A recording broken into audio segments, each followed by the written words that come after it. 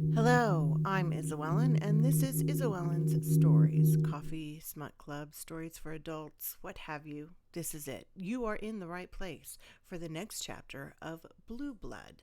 Blue Blood is the second book in the Apocalypse Keys series, of which there is one book, and it is no longer out. Right now, you can't find it anywhere, not on any shelves, maybe in a thrift store somewhere, in a back alley little town in Michigan, maybe if you're lucky, but it's not on the shelves right now. I'm re-uploading and going through reformatting, doing stuff, trying to get it back up on Amazon under my name and solely under my name. All the work you listen to here is, of course, copyrighted to me. You're going to hear clicking and ambient noise in the background as I do this in the most amateurish way possible. What am I looking for now? I'm looking for the manuscript. Okay, here we go. Chapter 6. No Swim Zone. Blue Blood by Iswellen. I couldn't swim. Where would I have learned that skill? Kicking wildly, I fought to find the surface again. Something grabbed at my legs, catching me, yanking on me. Rufus? One of his prehistoric family members? Worse? My heart went wild. My lungs burned. I clawed through the water, arms moving in frantic circles, when Callan's hand... Oh, geez. People, is it really going to be this hard today? Okay. Let's take a breath together, you and me. Relax. I can do this. This is why only 5 people are listening to this podcast, right? Okay, so we are starting over so we can get into the flow, get into the groove. How do you say Callan's name? It's C-A-I-L, I can't even spell it without looking at it, C-A-I-L-E-A-N, and it's pronounced Callan. I looked it up with you guys. Do you remember? Callan. Chapter 6, No Swim Zone. I couldn't swim. Where would I have learned that skill? Kicking wildly, I fought to find the surface again.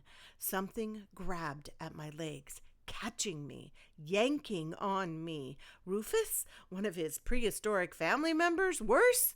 My heart went wild. My lungs burned. I clawed through the water, arms moving in frantic circles, when Callan's hand locked around my wrist. He pulled me clear. Pain shooting down to my toes. My mouth opened and closed uselessly. I choked and gasped, trying to breathe and spit water at the same time. The swamp tasted of mud and algae and something rotten. Silly girl. Pulling me into his arms, mashing my face against his throat, my chest to his, Callan half dragged, half carried me to the bony patch of land under the cursed babyhead tree.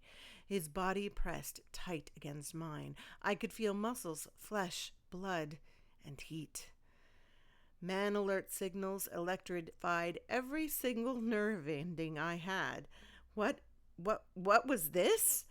Not only could he touch me, but I could touch him back. Warm, alive, vibrantly sexy. Callan writhes. My father had been the only man to hold me, touch me, and that had stopped after I realized he was the biggest monster in my life. I hadn't been touched and hugged or forever, and I was fairly sure no one had ever saved me before. I would have remembered that. This gorgeous man had rescued me from drowning. Like an empty-headed fool, I wanted to curl into him, around him, on him. I wanted to open my mouth on the skin that was right there and taste him. What's wrong with you, lass? Can't you swim? He asked the obvious question, and I lashed at all my fantasies, jamming me back into a swamping reality where I'd almost been killed and needed to calm the fuck down. Swim? Who swims in a swamp? I managed to snap back. You live on water. But I don't swim in it. Does this look like a pool? I didn't shoot a gun at myself. What was that? Are they gone? Aye, gone. The Angelines chased them off. Wait, wasn't that the people from Baytown? He clucked his tongue. What fool from the swamp would risk Mrs. Piddlehinton's treats? I let that sink in. Did that mean I had enemies? Didn't I have enough issues? There was nothing out there now. In fact, even the eerie silence had ended, filled with bird calls and insect hums. I blinked and watched a bright red bird hop from little head to head in the branches above us. Still holding me, Callan brushed at something on my cheek with a curl of his long finger. "Oh, please," the words escaped me. "Please what? Please don't enjoy this so much." I didn't know what I had been about to say. His eyes were warm, crinkled at the corners, and appeared almost concerned. Soft and slightly parted, it looked like he'd been thinking of kissing me, but that couldn't be right. I was imagining it. He snorted at my retort and pulled away, any concern I imagined replaced with the face I was accustomed to seeing, one full of taunting amusement. What happened? Where did they go? Why was I shot at? The baskets? I sat up, searching the water and the trees. Anything to not look at that man. I must appear like a sad little water rat next to his constant perfection. His wet, curly hair made him more sexy, while my layers of clothes clung to all the weight I'd gained eating Mrs. P's treats, along with some kind of water vine, the monster that had caught at my legs in a futile attempt to murder me. I'd almost been killed by a fragile piece of greenery that fell away the instant I moved. "The boat is gone," I said, as my fear dismantled itself into an embarrassed shame.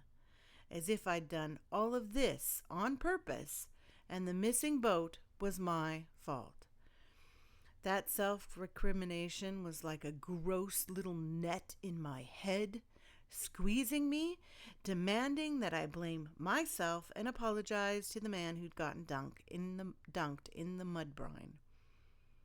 I'd done enough work on myself in the last few years since escaping good old Daddy Dearest to know that this automatic response had been pounded into me through abuse and manipulation. I couldn't give in to it. The blue blood didn't require any groveling for something I hadn't done, and he wouldn't take advantage of it. The blue blood wouldn't require any groveling for something I hadn't done, but he would take advantage of it. I couldn't even thank him, hint gratitude. Oh no, what if I owed him a life debt? "Let's cut a deal, lass. You don't drown, and I won't lead you here to grow moldy," he said, shaking the muck from his hair as he stood up. I winced at the mention of a deal. No deals. "How are we going to get back?" I asked. "No boat. The load we were supposed to take home was gone with it." Why had I come to him with him again? I was just extra cargo. Now I was soggy, useless extra cargo. How do you think we're going to get back?" He circled the tree and surveyed the water as if trying to decide.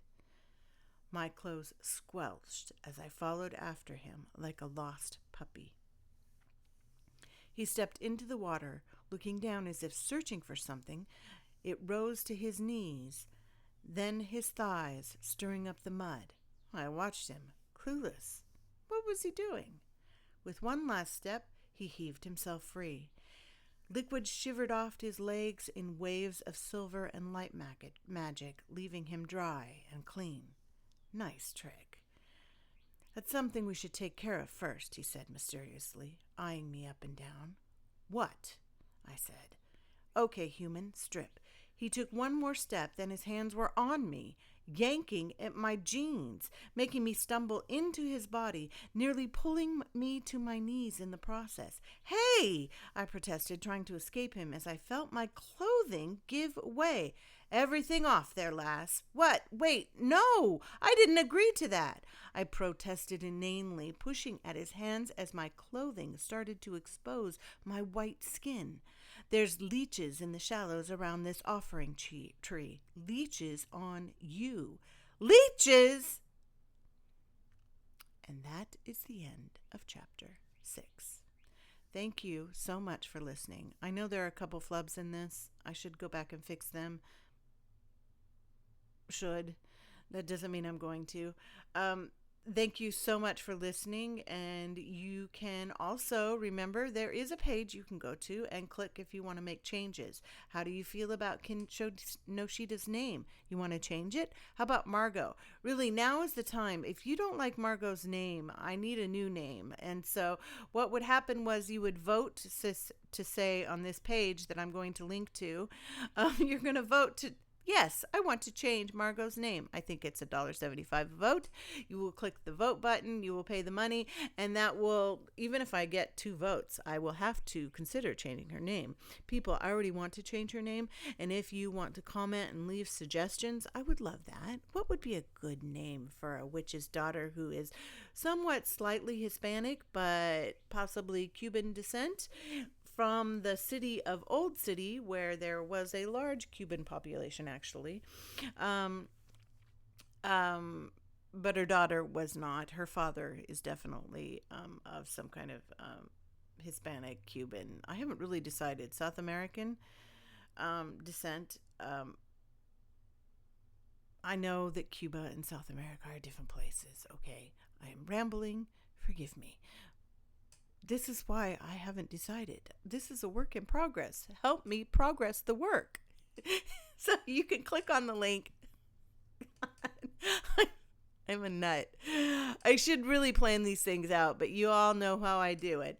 Okay, so click on the link. There are a lot of other options there. I could write a side smexy scene for this. I could introduce a new character. There's all kinds of stuff going on. I think we voted who shot Margot.